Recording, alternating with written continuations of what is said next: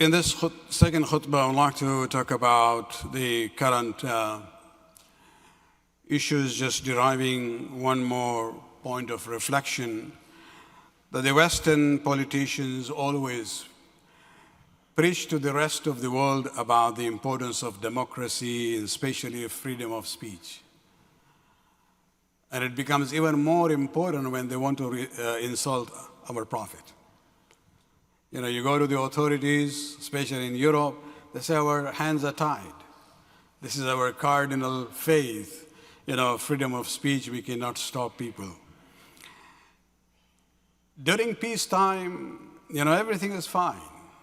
But the real worth of a society and a community is during the time of conflict. That is where really you see that people really believe in the values that they are preaching? Or is it just lip service? Or just a means of propaganda? The Gaza conflict has revealed the true nature of the political elite in the West. And I'm using the word here, political elite, because we see there is a difference on the streets of the capitals of the Western countries and what the governments are saying. They are not on the same page. And it exposes their, hypocrisy. Look at the media. Right in the beginning, the days of the Gaza conflict, MSNBC basically reassigned 3 journalists, Muslims one, from their normal show where they were hosting. So they are not saying that, we are dismissing them, or we are reassigning their duties. Yesterday, MSNBC canceled the Sunday night shows of Mehdi Hassan. And there's already a backlash against it about it, because it seems there is an attempt to silence one of the most prominent Muslims on air, because he doesn't shy away from challenging his guests, whether they are American, Europeans, or Israelis. One of his latest interview with the advisor to Israeli Prime Minister, on social media, it has about 6 million views, where he actually challenges him, and this fellow on the other side was not able to respond, just went around and around. And the question was very important. He said, what if there were terrorists in a housing complex or a building in Tel Aviv? Are you going to bomb that building? Or if the terrorists are hiding in a school and the students are still there, in order to eliminate the terrorists, are you going to bomb the school? And he said, oh, no, the Hamas is using civilians as the front. And he goes around. At the end, he said, you didn't answer my question. And it's a point of reflection. And this is his courage to be able to even, challenge his guest on that way. May Allah subhanahu wa ta'ala give them more power and courage, inshallah. And it's not only the media. Even if you look at the academia, which is supposed to be a place where the scholars are free to investigate, research, and present their conclusion to their students. The latest example is the University of California.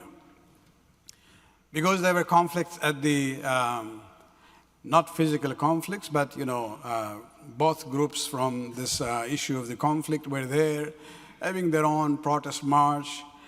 The president of the University of California system basically mentioned in the board meeting that we are investing $2 million for the program, where one of the points is mentioned is that so that we may teach a viewpoint of neutral history of the Middle East. The neutral history of the Middle East. So don't say who is right, who is wrong.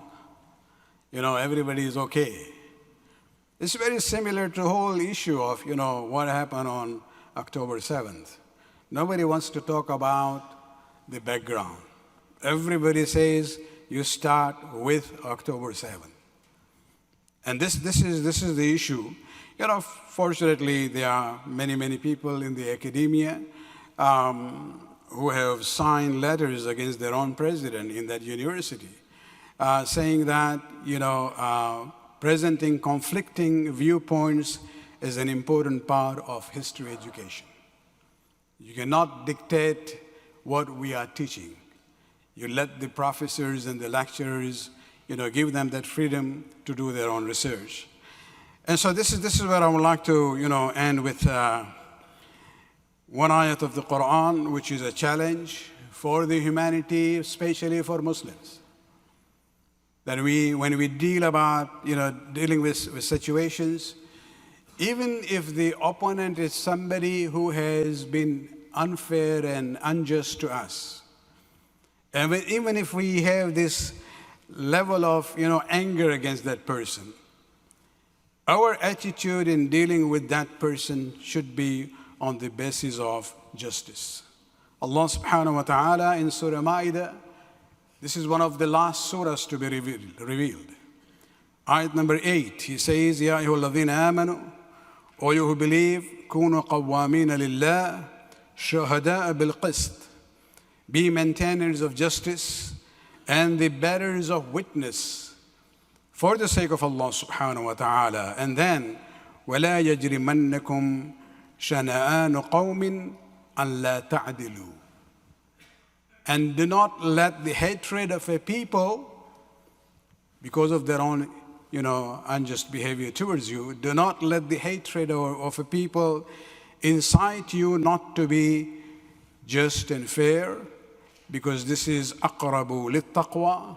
This is, you know, to be just and fair, even with an enemy, is closer to this issue of piety and righteousness. Wattaqullah, and fear displeasing Allah subhanahu wa ta'ala. Inna Allah khabirun bima ta'amalun. Allah is aware of what you do.